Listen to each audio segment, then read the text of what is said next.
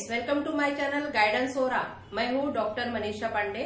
आज मैं आपको माइक्रो टीचिंग का जो क्वेश्चनिंग स्किल है उसका ऑब्जर्वेशन टेबल बताने वाली हूँ और उसके बाद में उसका एक डेमोन्स्ट्रेशन भी लेकर बताने वाली हूँ।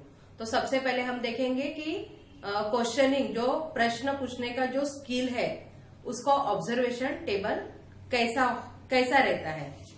तो ये जो ऑब्जर्वेशन टेबल है इसमें रहता है निरीक्षक का नाम, जिसका निरीक्षण करना है उसका नाम यहाँ पे लिखना है। उसके बाद जो छात्र अध्यापक जिस विषय का लेसन ले रहा है उस विषय का नाम और उसका विषयांश यानी टॉपिक यहाँ पे लिखना है।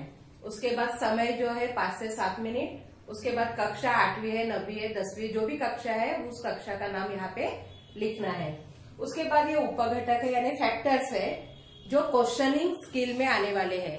इन फैक्टर्स के आधार पर ही आपको लेसन निकालना है। माइक्रो टीचिंग का जो क्वेश्चनिंग स्किल है उसका आप जब लेसन निकालोगे तो ये फैक्टर्स आपको ध्यान में रखने हैं। इसलिए ये फैक्टर्स आपको अच्छे से समझना है कि ये फैक्टर्स क्या है, इसमें क्या करना है।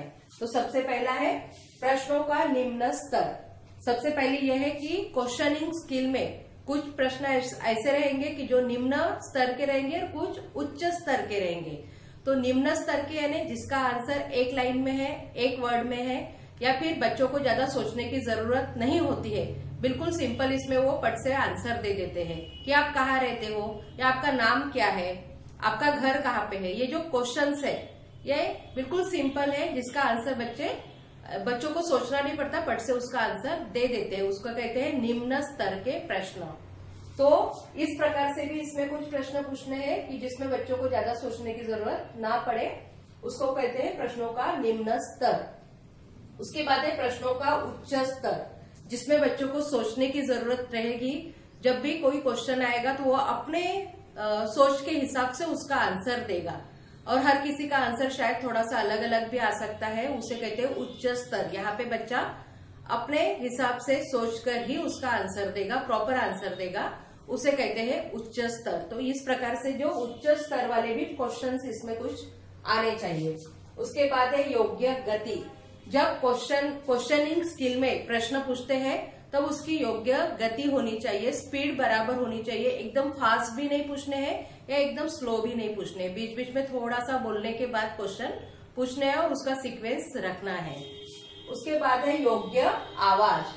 आवाज भी सही होनी चाहिए, एकदम बहुत जोर से भी नहीं बोलना है, एकदम धीरे भी नहीं। क्लास में जितने बच्चे हैं उन बच्चों तो अपनी आवाज सुनाई देनी चाहिए, इतनी आवाज एक छात्र अध्यापक की होनी चाहिए ताकि लास्ट के बच्चे तक के वो आवाज आपकी सुनाई दे और बच्चों को क्वेश्चन भी समझ में आए और उसका आंसर दे सके।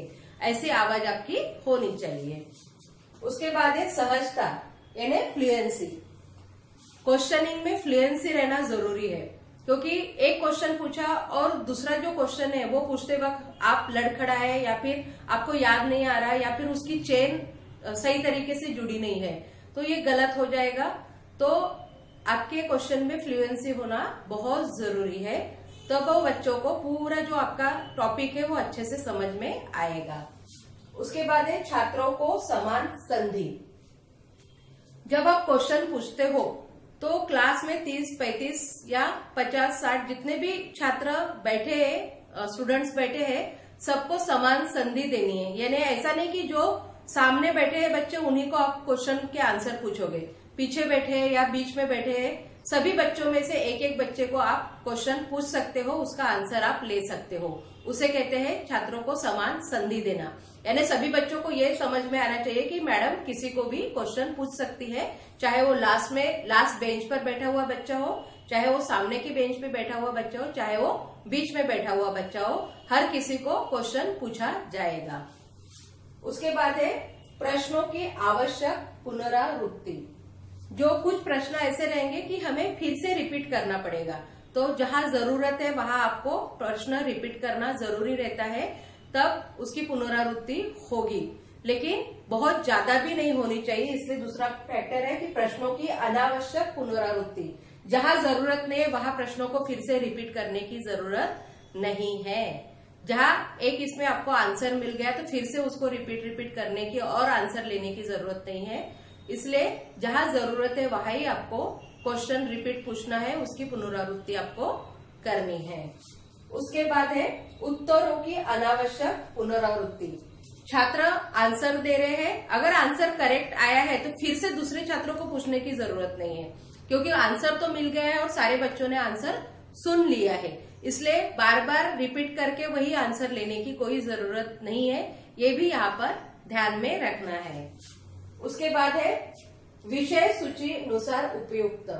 जो टॉपिक हमने लिया है उस टॉपिक के अनुसार ही हमारे क्वेश्चंस रहने चाहिए। जो टॉपिक है वही टॉपिक उसमें कवर होना चाहिए, ऐसे ही क्वेश्चन का समावेश इसमें करना है।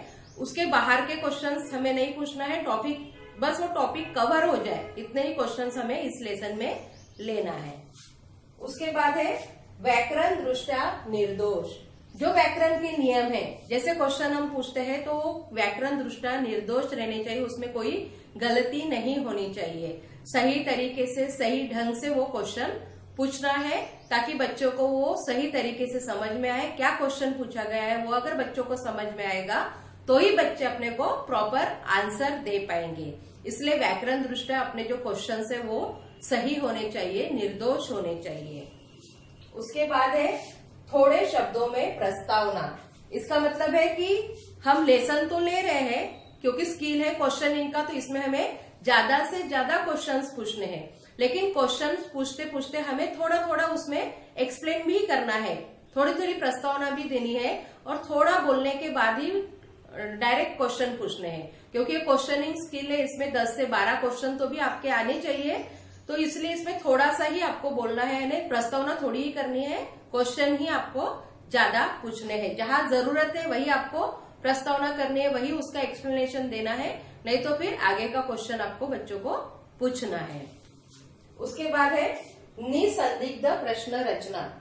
इसका मतलब है कि जो प्रश्नों का स्ट्रक्चर है वो सही होना चाहिए, यानी अगर आप कोई क्वेश्चन पूछते हो तो बच्चे कंफ्यूज नहीं होने चाहिए कि इसका आंसर क्या है, या फिर मैडम ने कौन सा क्वेश्चन पूछा है, उसमें कंफ्यूजन नहीं होना चाहिए। आपका जो क्वेश्चन है बिल्कुल सही होना चाहिए, कि जैसे आप पूछते हो वही उसका मतलब बच्चे समझे और उसका आंसर बच्चे दे। तो इस प्रकार से निसंदिग्ध प्रश्न रचना आपकी होनी चाहिए। इसमें कोई भी डाउट बच्चों में नहीं रहना चाहिए, बिल्कुल क्लियर होना चाहिए कि मैडम ने हमें क्या पूछा है, या छात्र अध्यापक ने हमें कौन सा क्वेश्चन पूछा है कि जिसका हमें आंसर देना है। तो इस प्रकार से ये जो क्वेश्चनिंग स्किल है उसके ये सब फैक्टर्स है 13, और उसके आगे आप देखेंगे यहाँ नंबरिंग लिखी गई है 1 2 3 4 5 6 7 8 9 10 11 12। ये जो है ये आपके मिनट के हिसाब से, सेकंड के हिसाब से इसको डिस्ट्रीब्यूट किया गया है। एक जो नंबर है इसका मतलब है 30 सेकंड, तो ये ऐसा 1 minute, 2 minute, 3 minute, 4 minute, 5 minute, 6 minute. 6 minute का ये आपको कॉलम दिख रहे हैं। जैसे कि ये जो आप दिख रहे हैं उपघटक जो है, तो ये उपघटक में जैसे निम्न स्तर के प्रश्न कब कब पूछे गए उसके सामने आपको टिक मार्क करनी है, कितने बार पूछे गए और कब कब पूछे गए, कौन से मिनट में पूछे गए हैं। उसके बाद उच्च स्तर के क्वेश्चन कब कब पूछे गए हैं उसके सामने आपको टिक मार्क करनी है। इस प्रकार से ये जो फैक्टर्स है, इस फैक्टर्स के हिसाब से ही ऑब्जर्वेशन करना है आपको, और यहाँ पे जो कॉलम दिए यहाँ पर आपको टिक मार्क करनी है। वहां पे आपको अगर आपकी टिक मार्क इसके हिसाब से अगर सही आई तो आपका लेसन बिल्कुल करेक्ट है, या फिर ये फैक्टर्स आपके इसमें नहीं आए, जैसे कि आपका पूरे क्वेश्चन निम्न स्तर के ही है या पूरे क्वेश्चन उच्च स्तर के है, तो थोड़ा सा आपका वहां पे लेसन रॉन्ग हो जाएगा। या फिर आपकी आवाज भी सही नहीं है, गति भी सही नहीं है, वो सब आएगा इसमें। तो इसके हिसाब से ऑब्जर्वर को पता चल जाएगा कि आपकी लेसन में गलतियां हुई है, और वो आपको वैसा फीडबैक देगा।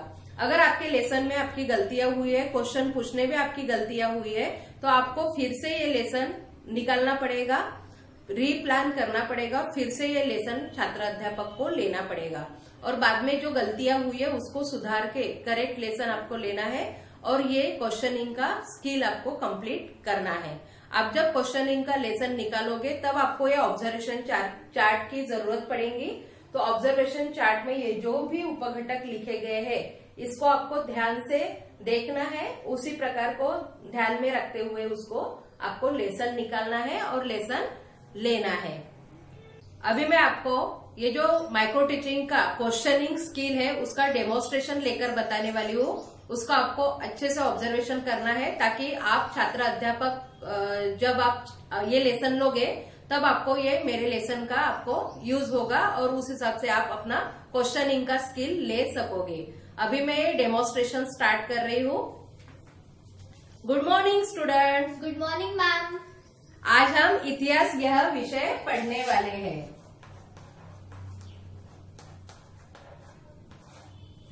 बच्चों, अभी मैं आपको कुछ क्वेश्चंस पूछने वाली हूँ, उसके आंसर्स अभी आपको मुझे देने हैं। अब मुझे बताइए कि हम किस देश में रहते हैं? हम भारत देश में रहते हैं। Very good. अब बताइए कि हमें हमारे देश को आजादी कब मिली? हमारे देश को आजादी 15 अगस्त 1947 में मिली। Very good. ये जो 15 अगस्त जो दिन है वो कौन सा दिन करके हम सेलिब्रेट करते हैं?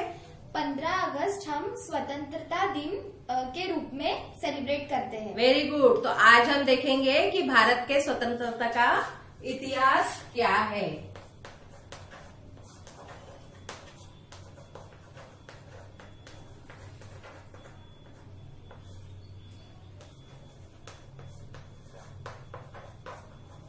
हम भारत के स्वतंत्रता का इतिहास देखने वाले हैं। मैं अभी आपको इसके ऊपर कुछ क्वेश्चंस पूछूंगी, उसके भी आंसर्स आपको देना है ताकि आपको पता चलेगा कि हमारा ये स्वतंत्रता का इतिहास कैसे हुआ है। तो ये जो भारत में अंग्रेज आए, इन्होंने हमारे देश पे कितने सालों तक गुलामी की?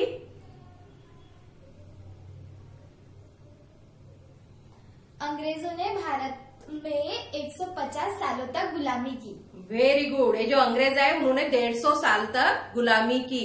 ये जो ब्रिटिश सरकार हमारे भारत देश में आए तो किस उद्देश्य से आए थे ये भारत में? ब्रिटिश सरकार भारत में कारोबार के उद्देश्य से आए थे। Very good. और उन्होंने अपने भारत देश में कौन सी कंपनी की स्थापना की? ब्रिटिश सरकार ने भारत देश में ईस्ट इंडिया कंपनी की स्थापना की। ये जो भारत में जब अंग्रेज आए इन्होंने हमारे ऊपर गुलामी की और गुलामी करने के बाद लोगों के ऊपर बहुत अत्याचार किए। तो मुझे बताइए कि अंग्रेजों ने भारतीयों पर कौन कौन से अत्याचार किए? अंग्रेजों ने भारतीयों पर कई सारे अत्याचार किए, जैसे जलियनवाला बाग हत्याकांड, कारावास में डाला लोगों को, वो उन्हें चाबुक से मारा, महिलाओं का अपहरण किया, हिंदू मुस्लिम में झगड़े लगवाए, वह लोगों को मारकर भूखा रखा। Very good. इस प्रकार से बहुत सारे अत्याचार अंग्रेजों ने हमारे भारतीयों पर किए। तो ये जो अत्याचार हुए तब लोगों को लगा कि हमें भारत को स्वतंत्र करना जरूरी है। तो भारत को स्वतंत्र करने के लिए किस किस ने प्रयास किए? भारत को स्वतंत्र करने के लिए महात्मा गांधी, लोकमान्य तिलक, जवाहरलाल नेहरू, डॉक्टर राजेंद्र प्रसाद, भगत सिंह, ज्योतिबा फुले, वीर सरकार, राजगुरु, अन्य लोगों ने प्रयास किए। Very good. ये जो शूरवीर थे इन्होंने स्वतंत्रता के लिए कौन कौन से कार्य किए? इन शूरवीरों ने स्वतंत्रता के लिए आंदोलन किए, सत्याग्रह किए। Very good. ये आंदोलन क्या है? कौन कौन से आंदोलन किए इन्होंने भारत में?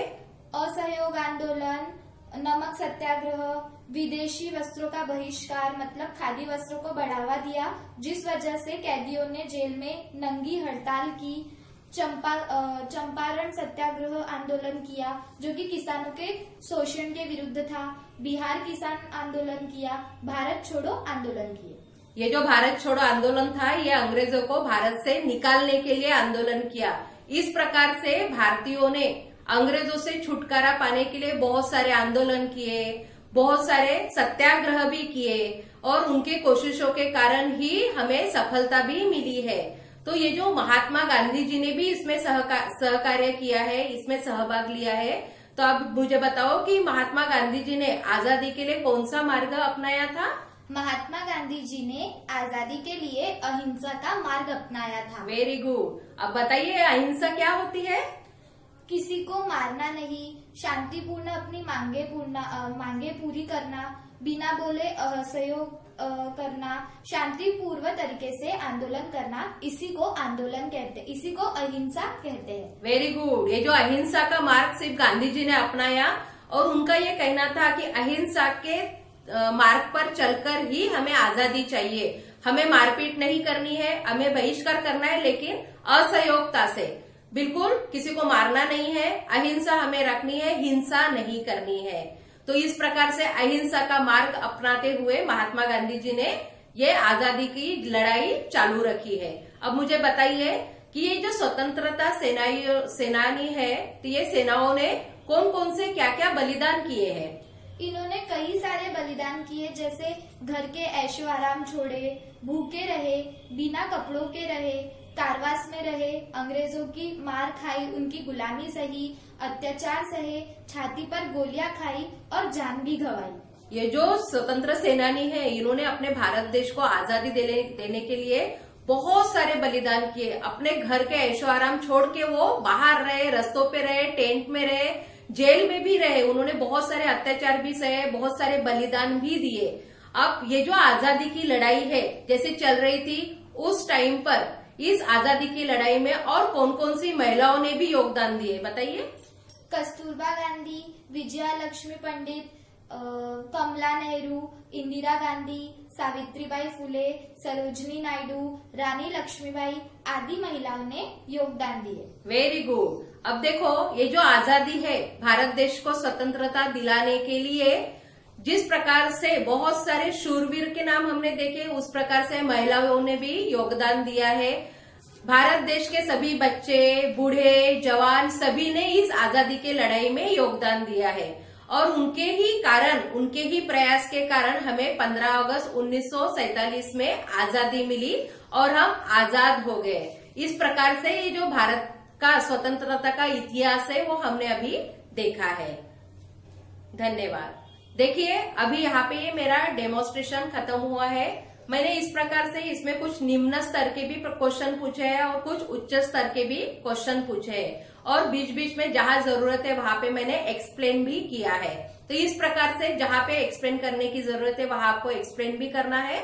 और इस क्वेश्चनिंग स्किल है, इसलिए इसमें ज्यादा से ज्यादा क्वेश्चंस आना जरूरी है। इसलिए यहाँ पे मैंने 12 से 15 क्वेश्चंस लिए हैं और उसके बच्चों के तरफ से उसके आंसर्स भी मैंने लिए हैं। तो इस प्रकार से आपको ये स्किल लेना है। जब छात्र अध्यापक ये लेसन लेंगे तो इस प्रकार से आपको क्वेश्चनिंग स्किल के क्वेश्चंस निकालने हैं और आपको ये लेसन निकालना है। यदि आपको ये मेरा वीडियो पसंद आया या ऐसे ही और वीडियोस आपको देखने हैं तो सबसे पहले मेरे इस वीडियो को सब्सक्राइब कीजिए, लाइक कीजिए और शेयर कीजिए। Thank you.